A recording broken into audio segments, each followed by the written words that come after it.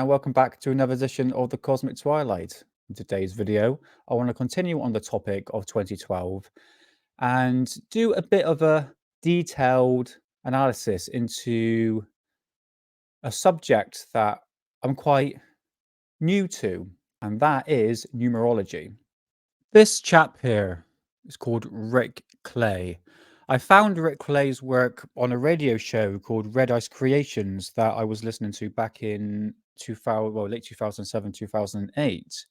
So I found Rik Clay's work on this radio show, this Swedish radio show called Red Ice Radio or Red Ice Creations, which is another word. And these would be various guests talking about spirituality, conspiracies, amongst other topics in the truth movement, 9/11, stuff like that. And it's run by this guy here, Henrik. June of 2008, Rik Clay was asked to come on to this radio show. And the reason why Henrik asked Rik to come on to discuss this. This was Rik's blog from 2007 to 2008. And this goes into the 2012 London Olympics. Here we have decoding corporate masonic symbolism, Zionism, and the 2008 and 2012 Olympics, and the New World Order agenda. Yeah, okay, I skipped that word because I know it's going to screw it up. If you get a chance, go on to Google or any of your internet searches of choice and type in Rik Clay's PDF and you'll come up with this. This is immensely fascinating work, and in such a short amount of period of time, Rik managed to put this together. Putting the puzzle pieces together, I guess. But this goes into, yes, we'll get to that in a minute. The 2012 London Olympics, which was decoded by the one, the only, Ian Crane. And this goes into the symbolism behind the London 2012 Olympic Stadium and obviously where it was placed. And it has a lot of biblical names associated, road names, I should say. Yeah, street plan, that was it. And this goes into other stuff as well, some esoteric symbolisms. It's immensely fascinating stuff. And like I said, Rik put this out at such a short period of time and really did overload himself. And today's topic is about this, 11/11. I am new to this. Let's go back. Okay, so if you get a chance, Rik Clay PDF, and you can go into the archive and you can find it there. At this time where this photograph was taken, Rik was traveling the world into Paris and Egypt and amongst other places to really connect the symbolisms behind it, because the pyramids and the Freemason symbols and all the other symbolisms that go with it, there's a connection and almost has the same similarities to the symbols. And Rik did a lot of work into it and traveled the world and came back, and he went on to Red Ice radio show in June of 2008. And if you listen to it, he sounds very perky, very spiritually aware. Nice chap you will have a go over and have a drink with, you know what I mean? And this is where it turns for the worst. Because I remember listening to Rik Clay's work when it came out, and I remember that it was June of 2008, because that is when I became a total woohoo. So I was listening to all the Red Ice radio shows that were being put forth. 4 weeks after Rik Clay's interview, I remember the news came out on David Icke's forum that Rik had passed away. And eventually it came out that he actually taken his own life. And for me, being new to the woohoo conspiracy truth movement, I went, oh my God, they killed him. Immediately. Because that is where my mind went to. Oh, he's killed by the Illuminati, who were killed by MI6. That, now looking back at it, 15 years later, was ill-founded. just to assume that he was murdered because he knew too much. But what Rik was going through, according to forums, I haven't spoken to any family members, I'm just going off what they're saying on forums and everything. And there was a letter that was put out by his mother shortly after Rik's passing, stating that at this time when he was researching, I think he was overdoing it. It became a bit too much. Now, I understand where he's coming from. Because in 2010, I was listening to Alex Jones. I went, oh, this is full woohoo. No one would speak to me. I came a right outcast. And it came to a point I was going, hold on a minute. Okay, this is getting way too much. I had to take a step back.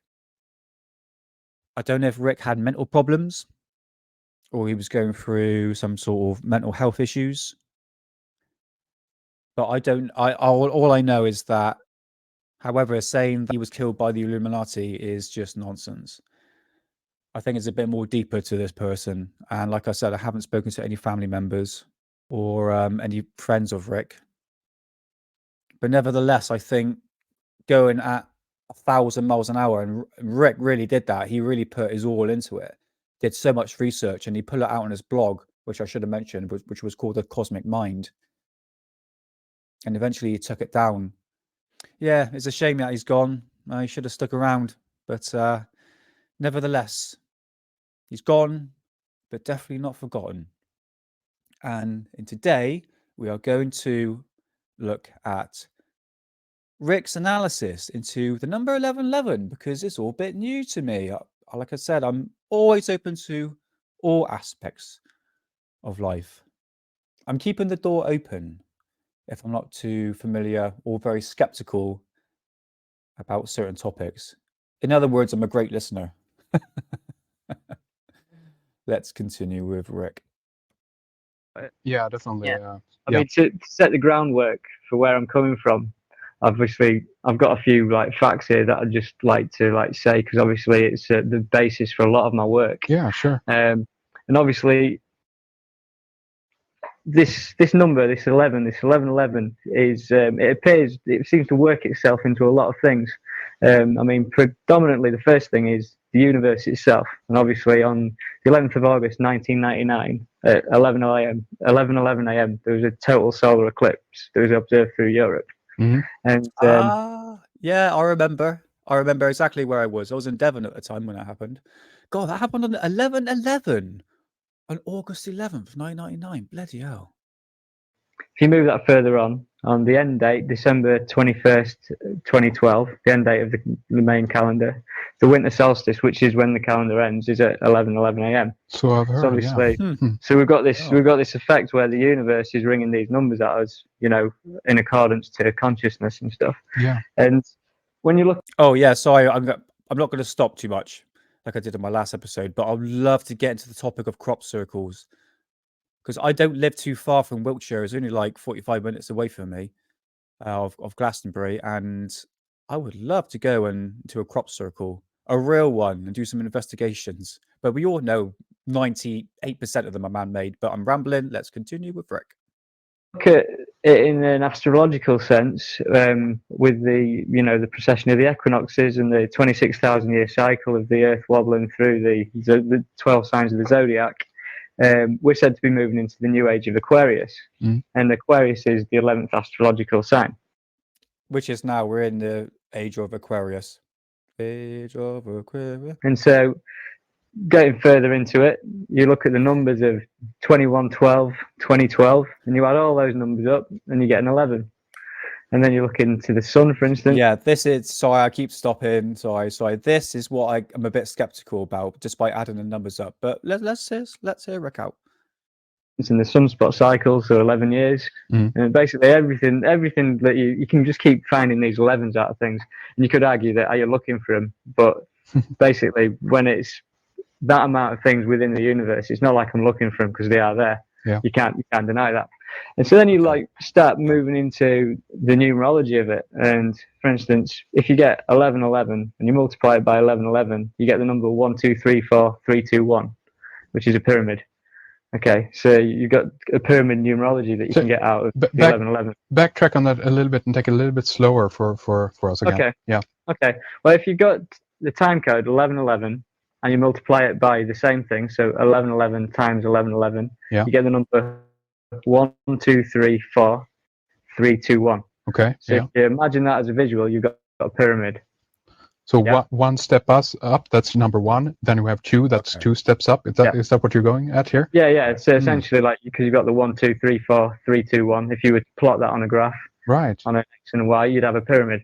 Interesting. So and the same decreases. So if you've got 111, you times it by 111, you get 1, 2, 3, 2, 1. You get a pyramid, whichever way you look at it. Anything with a base of 1. Interesting. And so then, if you look at the 11 itself, and in binary, an 11 stands for a 3. So obviously you've got a trinity out of it. Hmm. You know what I mean? So if you were to convert it to binary, it would mean it'd be 3. So essentially, then if you look at this idea of the trinity with it, you know, 33rd degree Masons and the 33 that goes around. Obviously, if you turn that into the trinity and you divide 33 by 3, you get 11.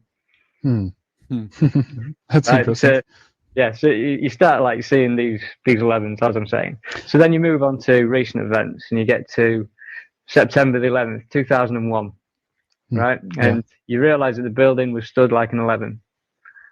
The 2 towers stood like an 11. Yeah. Indeed. And then you've got 9/11, which is 9 plus 1 plus 1, which is 11. And then you realize that September the 11th was 111 days until the end of the year. And then you start thinking about the first plane that hit the World Trade Center, and it was Flight 11. There you go. Yeah. Right. And the total number of crew on Flight 11 was 11. And then you look into it further, and the New York State was the 11th state of the US Constitution. Right. And so then you start thinking about where September the 11th stands in year, as far as years are concerned. And September the 11th, 2001 stands 11 years from 2012. Yeah. Right. And there's an author called Jose Arguelles. He wrote that from 1992 to 2012 would be in a period of May of no time, the time of no time, which was a transition of the ages kind of period in which, you know, basically world disasters and tension would be on the up and rise constantly. And this period of no time was 1992 to 2012. And so 9/11 in September the 11th, 2001 was 9 years from the start of no time, 11 years till the end of no time. So, you know, synchronistically, it was placed bang on where, you know, it should have been. See what I mean when it comes to like research? He's done such a deep dive into finding the puzzle pieces.